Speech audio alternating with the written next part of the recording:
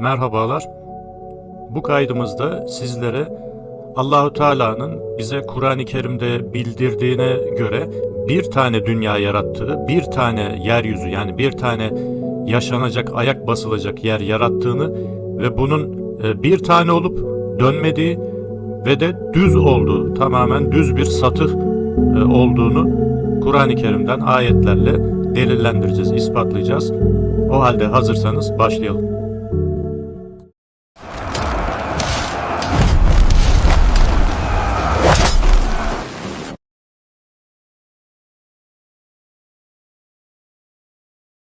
Kardeşim işte dümdüz görüyorsun. İstediğin kadar git. Ufuk çizgisi aynı kalacak. Western Country orada. Hudson Nehri orada.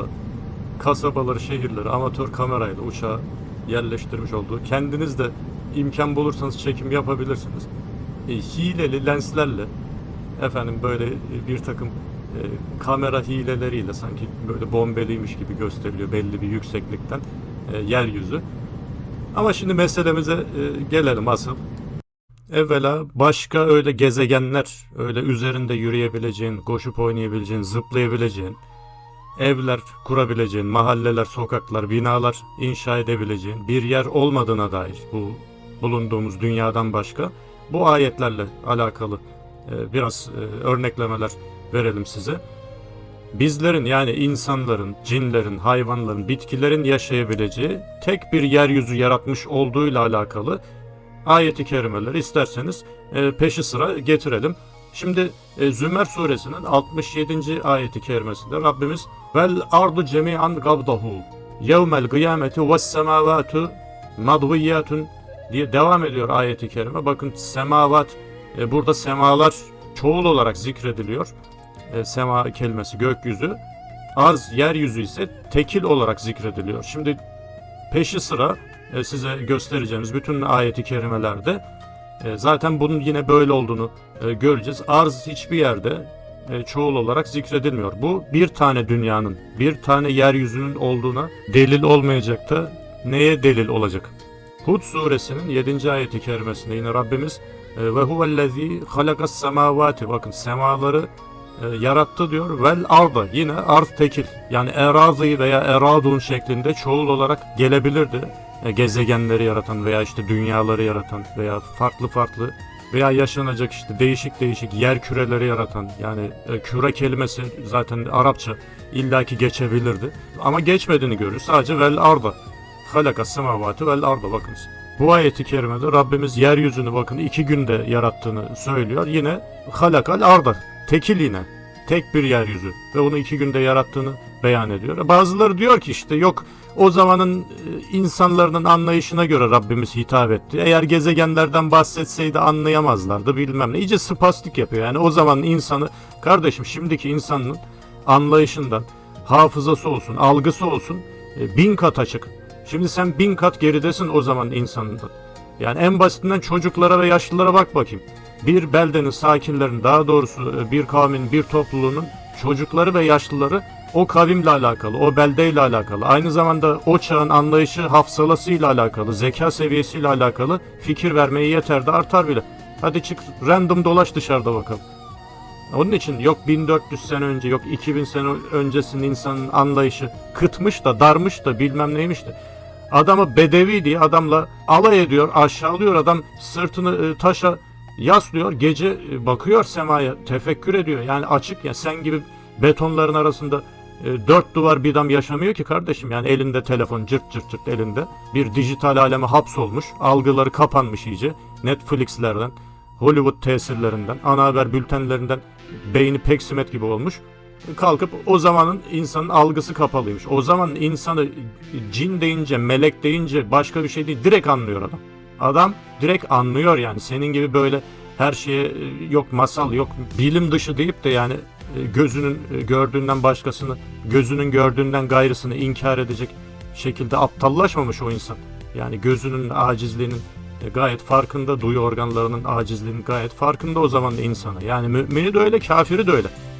Ali İmran suresinin 190. ayeti kerimesinde Rabbimiz inne fî halkis semâvâti vel ardı diyor. Bakın yeryüzü ve semaların yaratılışında diyor. Yine yeryüzü tekil, bakınız. Hud suresinin 7. ayeti kerimesinde ve huvellezî halakas semâvâti vel arda diyor. Yine sema çoğul, semalar olarak geçiyor. Arz, yeryüzü ise tekil. Biz semayı, yeryüzünü ve ikisinin arasındakileri oyun olsun diye yaratmadık diyor. Ma halakna diyor. Oyun olsun diye yaratmadık. Yani burada birden fazla gezegenler, birden fazla dünyalar olmuş olsaydı bu ayeti kerime nereye oturtacaktık acaba? Yani ikisinin arasındakiler diyor. Demek ki sema var, sema tabakaları var. Burada her ne kadar tekil olarak geçtiyse bile diğer ayetlerde semavat olarak geçiyor. Ama arz tekil, yani görüyorsunuz. Enbiya suresinin 16. ayeti kerimesi bu şekilde. Mü'minun suresinin 17. ayeti kerimesinde yine işte o zamanın insanların anlayışı dardı. O yüzden Allah diğer gezegenlerden, başka galaksilerden yok bahsetmedi diyenlere bir tokat gibi bir cevap var. Peki o zamanın insanı bu kadar Kur'an-ı Kerim'de sayısız ayette geçen 7 kat semayı nasıl anlayacak acaba? Yani 7 kat gökler, 7 kat semavattan bahsediyor Rabbimiz. Taraik diyor burada da. 7 tane yol diyor. Demek ki bir semadan diğerine geçiş kapıları var, yolları var. Farklı farklı. Bunlar da anlaması zor şeyler değil mi? Yani gözle müşahede edilecek şeyler değil ki bunlar da. Rabbimiz Kur'an-ı Kerim'de akıl almayacak nelerden bahsediyor? Yani bize galaksiler, gezegenler mi çok ağır geldi acaba? Yani onlardan bahsetmeyecek. Kayadan deve çıkıyor be. Semud kavmi kıssasında kayadan deve çıkaran Rabbimiz bunu anlatıyor, yani Salih Aleyhisselam'ın yaşadığı hadiseler arasında. Bundan bahsediyor. Denizin yarılmasından bahsediyor. Nelerden bahsediyor. İsa Aleyhisselam'ın ölüleri diriltmesi, çamurdan kuş yapması, yani nelerden bahsediliyor. Yani bu gezegenler, galaksiler çok acayip, çok böyle akla uzak, inanılması zor, böyle anlaşılamayacak. Anlatıldığında insan ufkunun çok ötesinde kalacak şeyler kaldı. Yani bunun astronomik bilgiler, yani çok şey kaldı. Rabbimiz yani bir küre diyemezdi dünyaya. Sizi top gibi döndürüyorum diyemezdi yani. Enbiya suresinin 30. ayeti kerimesinde evelem yarallezine keferu ennes semavati vel arda. Bakın semalar çoğul, yine sema çoğul, vel ard yeryüzü tekil. Bakara suresinin 117. ayeti kerimesinde bediyor semavati vel ard diyor. Yani burada ilk kez yaratan diyor. Yani ilk kez yaratmış. Yani bazıları diyor ya, Allah daha önce işte nice dünyalar yarattı da bilmem yok etti. Çok fazla kıyametler oldu bizden önce. Yine kıyamet olunca yine Allah yaratacak bir dünya. Böyle bu devinim içinde gidecek diyorlar ya. Bunu da çürüten bir ayet bu. Bedi ilk kez yaratma demek. Yani bir icat etme, daha önce örneği olmayan bir şey yaratma demek. Bedius semavati vel ard. Bakın yeryüzü yine tekil. En'am suresi 73. ayeti kerimesinde Rabbimiz huvellezî halakas semavati vel arda bil hakki. Bakın yine sema çoğu, arz tekil. O ki semaları ve yeryüzünü, bir tane yeryüzünü yaratandır. Yine halkas semavati vel arda. Bakın sema çoğu, arz tekil. İnne rabbekumullah lezî halakas semavati vel arda. Sema çoğu, arz tekil. Secde 4. ayet. Allahüllezî halakas semavati vel arda. Sema çoğu, arz tekil. Furkan 59. ayet. Ellezî halakas semavati vel arda. Sema çoğul, arz tekil. Araf suresi 54. ayet-i kerime. İnne rabbakumullahu halakas semavati vel arda. Sema çoğul, arz tekil. Hadid suresi 21. ayet-i kerime. Bakınız.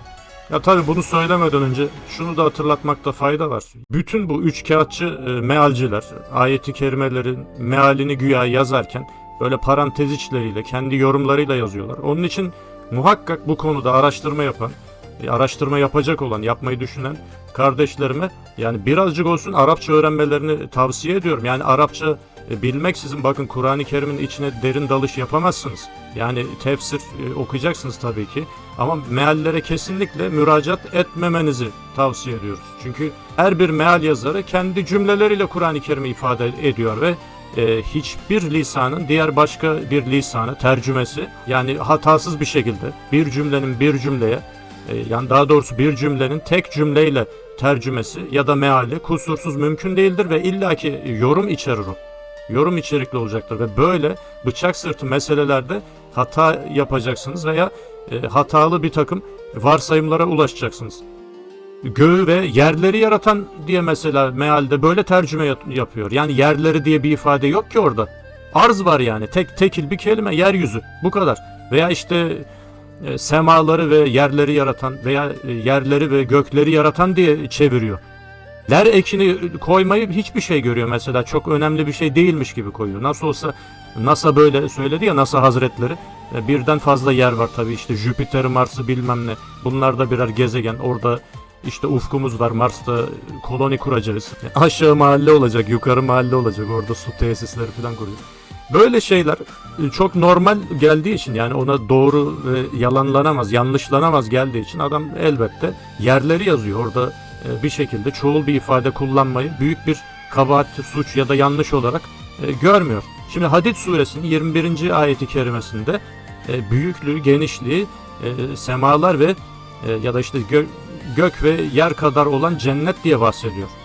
Yani Kur'an-ı Kerim'de bazen semalar, bazen sema diye geçer. Fakat dikkat ediniz, cennetin büyüklüğü ancak Allah'ın ilminde olan bir şey. Yani demek ki yeryüzü de çok büyük olduğu için bize cennetin büyüklüğünü, genişliğini, yani yeryüzünün ve semaların toplamı olarak zikrediyor ayet-i kerimelerde. Bakınız, yani demek ki yeryüzü bizim sandığımızdan, daha doğrusu bize öğretilenlerden çok daha fazla geniş, yani adeta uçsuz bucaksız, bizim kendi büyüklüğümüze, ebatlarımıza göre uçsuz bucaksız diyebileceğimiz şekilde. Yani öyle 5-6 kıtadan ibaret, sadece yolculuk yapacağımız, yapabileceğimiz, yapmamıza izin verilen yerlerle sınırlı bir yer değil yeryüzü o halde. Hadid suresinin 21. ayeti kerimesine göre.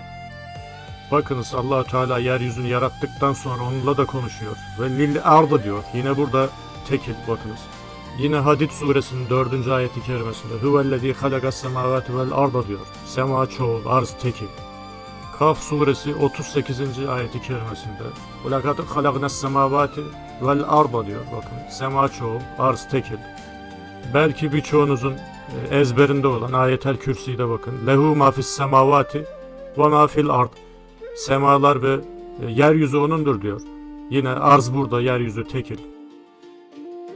Ali İmran suresinin 133. ayeti, Hadid suresinin 3. sayfasında rastlamış olduğumuz ayeti kerimeye benzer bir ayeti kerime. Yine Rabbimiz cennetin büyüklüğünü, semalar ve yeryüzünün genişliği kadar, daha doğrusu cennetin genişliğini o kadar büyüklükte bir tasvirle tasvir ediyor bize. Demek ki yeryüzü alabildiğine geniş aslında. Bize söylenen, anlatılan kısmı çok küçük bir kısmı. Yine arz tekil, bakın. Yine Rabbimiz tüsebbihu lehus semavatus seb'u vel ardu. 7 sema ve yeryüzü Allah'ı zikreder diyor.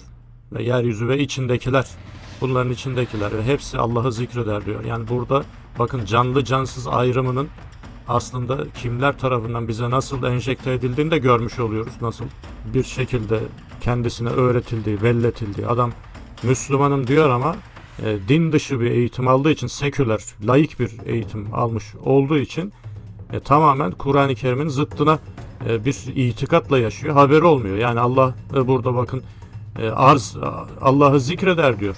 Güneş, yıldızlar, semalar Allah'ı zikreder. Sadece içindekiler değil. Ve yine burada bakın, arz tekil, semaların zıttına. Semaların 7 tane olduğu beyan ediliyor ama arz tekil, tek. Bunlar tek bir dünyanın var olduğuna dair ayeti kerimelerde. Belki bundan daha fazlası vardır Kur'an-ı Kerim'de. Biz tespit edememişizdir. Ama genellikle geçen ikili ibareler bu şekilde. Yani semalar çoğul geçer, arz, dünya tekil geçer, tek geçer. Şimdi ikinci sırada dünyanın dönmediğine dair, böyle top gibi fıldır fıldır, ne başkasının etrafında ne kendi etrafında dönmediğine dair, dünyanın, yeryüzünün sabit olduğuna dair ayeti kerimeleri nakledelim. Enbiya suresinin 30. ayeti kerimesinden sonra bakın hemen, وَجَلْنَا فِي الْاَرْضِ رَوَاسِيَ, yani o yeryüzünde dağlar yarattık, sizin için dağlar yaptık, en temide bihim, onları sarsmasın diye. Şimdi küre modelde sarsılmama diye bir şey mümkün mü? Fıldır fıldır dönen bir toptan bahsediyoruz. Nahl suresi 15. ayeti kerime bakınız. Ve el gafil ardı ravasiye, sizin için dağlar, sabit dağlar yarattı. En temide bihim, sarsılmayın diye, çalkalanmayın diye. Yani adeta yeryüzünün temelleri, demir çubukları olmuş oluyor bu yeryüzünde yaratılmış olan dağlar. Şimdi fıldır fıldır dönen bir küre, hem kendisi hem başkaları etrafında dönen bir kürenin sarsılmaması, çalkalanmaması, o kürenin üstünde yaşayan onca varlığın etkilenmemesi bunlara göre mümkün. Şimdi normal bir çalkalanmadan, bir savrulmadan ya da bir titreşimden bahsetmiyoruz bakınız. Aranızda birazcık araba kullanmayı filan, böyle taşıt kullanmayı bilenler birazcık hesap edebileceklerdir bunu. Normal hızlardan bahsetmiyoruz. Bakın ekvator çizgisinde dünyanın kendi ekseni etrafında dönüş hızı 1670 km/saat diyorlar. Yani saatte 1670 kilometre. İstanbullara filan geldiğiniz zaman 1180 km/saat. Bu nasıl bir hızdır yani? Şimdi güneş çevresinde de saatte ortalama 107 bin kilometre hızla döndüğü söyleniyor dünyanın. Ya bu hızların ne kadar böyle devasa hızlar olduğunun farkında mısınız arkadaşlar? Şimdi öyle bir kandırmacanın içindeyiz ki yani bu hızların hiç aklınız, hafsalanız alıyor mu? Saniyede yaklaşık 30 kilometre yapar bu dünyanın güneş etrafında. Ya biz böyle sabit görüyoruz. Böyle bakıyoruz güneşe, yıldızlara sabit görüyoruz. Polarisi, işte kutup yıldızın her neyse ismi. Güneşi bakıyoruz, bir taraftan doğudan geliyor, geçiyor, batıya doğru gidiyor ve bunlar bu korkunç hızlarla yörüngesel hareketler olduğunu filan söylüyorlar. Ondan sonra Kur'an-ı Kerim'de böyle söylüyor bize ama şimdi hangisine inanmayı tercih ediyorsanız buyurun inanın yani. Gözünüz de bir yandan. Hani ben gözüme inanırım arkadaş diyenleri de akla mantığa davet ediyorum o halde. Yani madem Kur'an-ı Kerim'e inanmak istemiyorsun kardeşim, gözünle gördüğüne inanıyorsun. O halde sana gözünle gördüğünden farklı bir dünya veriyor. Yine Batı bilimi denen bu asrın bilimi. Yani gözünle gördüğünden, duyularınla algıladığından çok daha farklı bir takım bilgiler veriyor. Yani o da bir din olmuş oluyor. Sen ona şimdi inanıyorsan eğer, saatte 100 bin küsür kilometre hızla sen başka bir cismin etrafında dönen bir küre yapının üstündesin. Ve bu yapı aynı zamanda 1000 küsür kilometre hızla bir de başka bir şekilde dönüş yapıyor. Kendi etrafında dönüyor. Ve ne sen ne başka hiçbir varlık bu kürenin üzerinde, güya sözde kürenin üzerinde hiç bundan etkilenmeyecek. Neml suresi 61. ayeti kerime Rabbimiz bakın Cealel arda gararan, yani arzı, yeryüzünü Rabbimizin bir karar yeri olarak belirlediğini, yaptığını beyan ediyor. Bunu böyle karargah olarak veya insanların veya varlıkların yaşamasına elverişli kılan şeklinde tercüme yapıyorlar ama kararan, karar kılmış olan veya karar kılınmış bir yer dendiği vakit artık hareket etmediği, yani sükûne erdiği anlaşılır. Arapçada da böyle, bütün lisanlarda da böyle. Kararan, bir karara varmış, artık bir karara varmış denince karar kelimesi oradan gelir zaten. Artık fikrinde sübut etmişin demektir. Yani oynama olmaz. Peki fıldır fıldır dönen bir dünya, birden fazla yörünge üzere dönen bir dünya acaba bir yeryüzü nasıl karar kılmış olabiliyor? Yani bu ayeti kerimelere göre. Şimdi devam edelim. Mü'min suresi 64. ayeti kerimede Rabbimiz yine o Rab ki bakın ceale lekümül arda kararan, arzı, yeryüzünü bir karar kılma yeri bakın sizin için. Ve semâe binaen, semayı da böyle bina etmiştir üzere diyor. Peki küre modelde nasıl bir acaba bina edilme olacak yani? Bizim yani bina edilmeden anladığımız aşağıdan yukarıya doğru bir yapma, yaratma, üretme anlaşılmaz mı acaba? Yani burada binadan kasıt bina fiilinin, bina etme fiilinin, işte bena, yabni fiilinin veya isim olarak kullanılan günümüzde bina kelimesinin ne olduğu malumdur. Yani bina etmek için düz bir satha ihtiyacınız var. Düz bir zemine ihtiyacınız var. Bina kelimesini kullanabilmeniz için. Yani onun üzerine böyle yukarıya doğru yükseltilen bir yapı, yapılanma kastedilir. Buradan anlıyoruz ki zemin, yeryüzü bakın düz ve üzerine sema ve semanın katları çıkılmış ve bu şekilde bir yaratma olmuş. Lokman suresi 10. ayeti kerimede Rabbimiz halakas semavati bi gayri amelin, bakın semaları direksiz yarattı diyor. Yine demek ki burada bir buniye var. Yani bir bina edilme var. Yani aşağıdan böyle yukarıya doğru veya dikey doğrultuda bir yaratmadan bahsediliyor. Yani bir kürenin etrafına yapılan bir şeyden, böyle her yöne doğru yapılan bir şeyden siz bina diye bahsetmezsiniz. Daha sonra ve el gafil ardı ravasiye, dağlar yaptık diyor yeryüzünde sizin için, en temide bikum, yine sarsılmayın diye, sarsılmayasınız diye. Burada da elbette semalar nasıl ve dikine yapılar ise yeryüzü de yine aynı şekilde ya dikine olarak devam ediyor. Yani arz kendi dibine doğru, aşağıya doğru. Burada da bir buniye, bir bena yebni fiili var.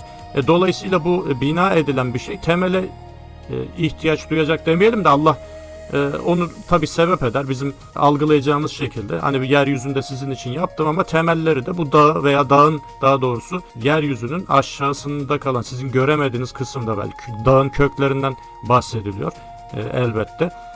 Bunlar yeryüzünün temelleri, sarsılmayın diye, çalkalanmayın diye. Ama tekrar söylüyoruz, küre bir modelde bu anlamsızdır yani. Nasıl olsa işte Allah fıldır fıldır döndürüyor. O zaman dağların anlamı ne? Yani bir kazık olmada, bir mıh olmada, bir inşaat demiri, temele çakılmış inşaat demiri olma vazifesi küre modelde nedir o halde? Anlamı nedir bunun? Diye sorma hakkı biz müminlere doğuyor tabii ki. Tabii ki anlamsız olacak. Madem Allah küre bir şey yarattı, bizi de üstünde hareketsiz, hiç bu kürenin hareketinden ne haberi olacak, ne anlayabilecek, ne etkilenecek şekilde yaratmadı. Madem ki o halde bu dağları niye böyle anlatsın ki bize? Niye bina etme fiili kullansın? Üstelik semaları direksiz yarattı diye niye böyle söylesin?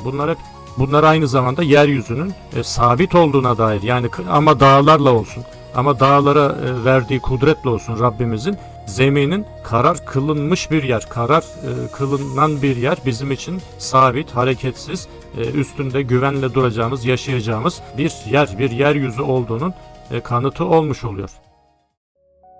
Ve son olarak sıralayacağımız Kur'an-ı Kerim ayetlerine göre bize söylendiği gibi dünyanın veya yeryüzünün öyle küre veya küreyi çağrıştıracak geoid, elips ve başka bir şekil olmadığı, düz bir satı olduğuna dair ayet-i kerimeleri isterseniz sıralamaya başlayalım.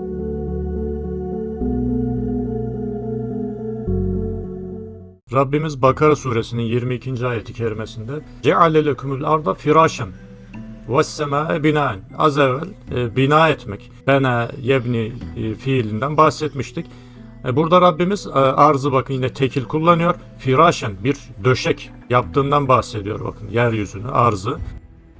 Siz hiç küre bir döşek gördünüz mü? Ya da bir çocuğun beşiği, yatağı böyle küre şeklinde ya da geoid şeklinde olduğuna rastladınız mı? Bir insan onun üzerinde uyuyabilir mi?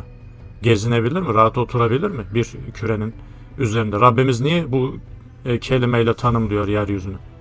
Enbiya suresinin 30. ayeti kerimesinde Rabbimiz "Evelem yarallezine keferu." O kafirler görmediler mi? Veya işte görmüyorlar mı? "Ennes semavati vel arda."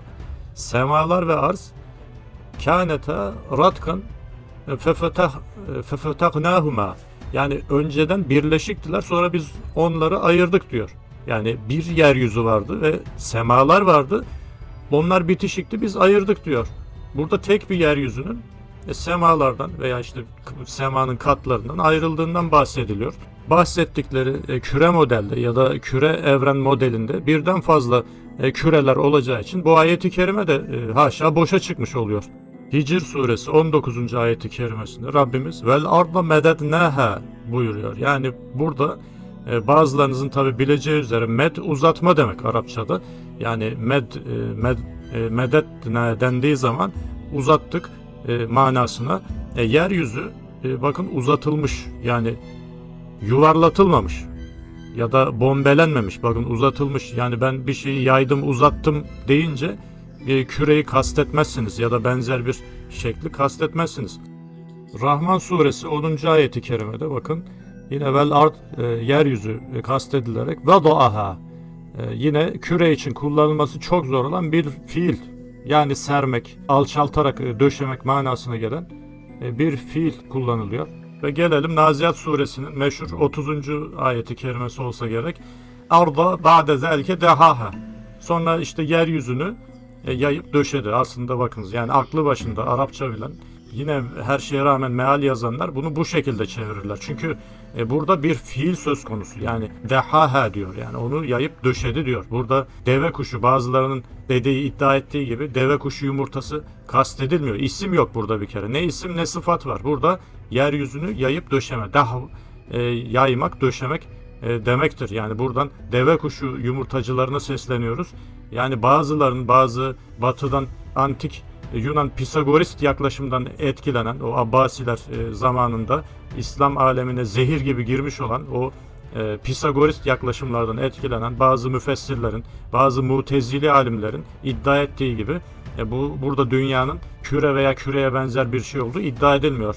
Ayrıca dahve veya dahye işte deve kuşu yumurtasından başka deve kuşu yuvası manasına da geliyor. Yani aynı fiil Mısır Arapçasında, yanılmıyorsak, eğer yanılıyorsak düzeltsin bir daha iyi bilenler, deve kuşunun yuvasını yayma faaliyeti olarak zikredilen bir fiil ve sonrasında deve kuşu yuvası olarak bir isimlendiriliyor. Buradan tabi bir kuş bakış mümkün olsa eğer, yeryüzünü bütün kapsayacak, belki de kuş bakışı olarak dünya deve kuşu yuvasını veya deve kuşu yumurtasını andıran bir şekildedir denebilirdi. Ama bu mümkün değil tabi, insan takatini aşan bir şey şüphesiz ki. İlla buradan dünyanın küreliği, elipsliği tabi elbette çıkmaz. Yani kelime dehaha burada kesinlikle ilk anlamı terk edilip hem de fiil olmayan diğer manalarıyla amel edilmez. Yani en azından o şekilde anlaşılmaya çalışılması diyelim. Yeminlerle başlayan Şems suresinin 6. ayetine gelindiğinde vel ardı ve ma dahaha diye bir ayet var bakınız. Burada da yine yeryüzünden bahsediliyor. Onu yayana, döşeyene şeklinde dahaha deniyor bakın. Ra'd suresinin 3. ayeti kerimesine gelindiğinde ve huvellezî meddel arda, o ki yeryüzünü yine yayıp döşeyen, uzatan, yani uzatma olduğunu söylemiştik yine gördüğünüz gibi. Rabbimiz burada bakın sizin için yeryüzünü yani bizim için mehden bir beşik yaptığını söylüyor. Hangi çocuk, hangi bebek küre şeklinde bir beşik üzerinde rahat uyuyabilir veya uyur mu? Ya da Rabbimiz niye buna benzetsin? Madem o halde yeryüzü bir küre, bir top gibi bir şey, niçin mehden desin burada? Bir mehd bakın, beşik veya döşek. Yine Zuhruf suresinin 10. ayeti kerimesinde Rabbimiz ceale lekumul arda mehden diyor. Yine yeryüzünü Rabbiniz sizin için bir beşik yaptı diyor. Şimdi Allah-u Teala'nın şöyle bir ayet göndermesi mümkün değil miydi acaba?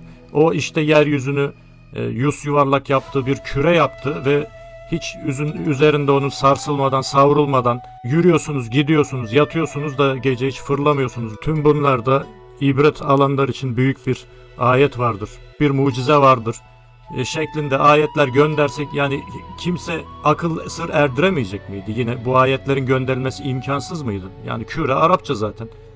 Tam tersine Allahü Teala başka bir inanılması güç veya işte bir haber olarak bize bunu gönderirdi. Biz de o şekilde iman ederdik. Ama bütün ayet-i kerimeler bunun tersine işaret ediyor. Elbette Rabbimizin küre şeklinde bir şey yapıp üzerinde sarsmadan, savrulmadan bizi yürütmesi tabii ki yine mümkündür. Ama bütün ayetler bunun tersine işaret ediyor.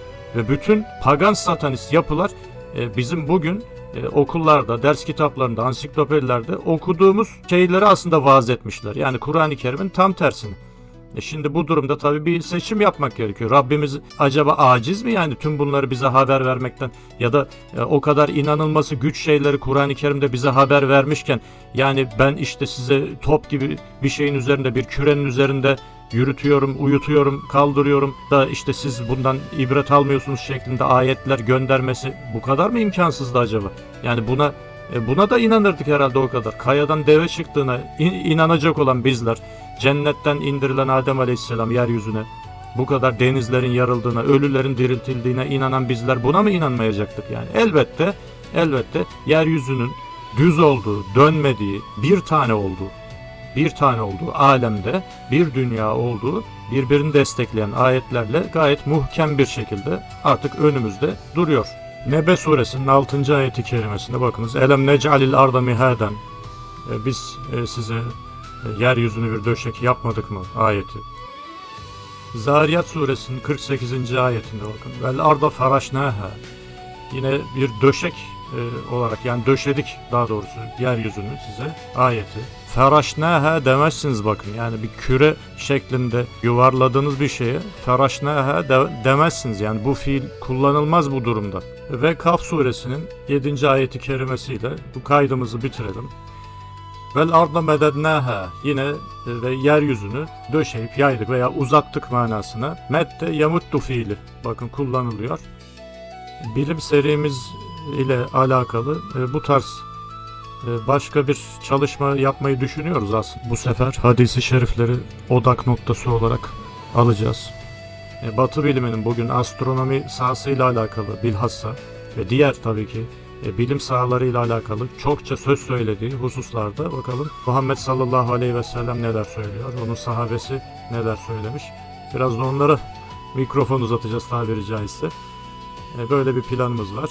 Selam hidayete tabi olanların üzerine olsun.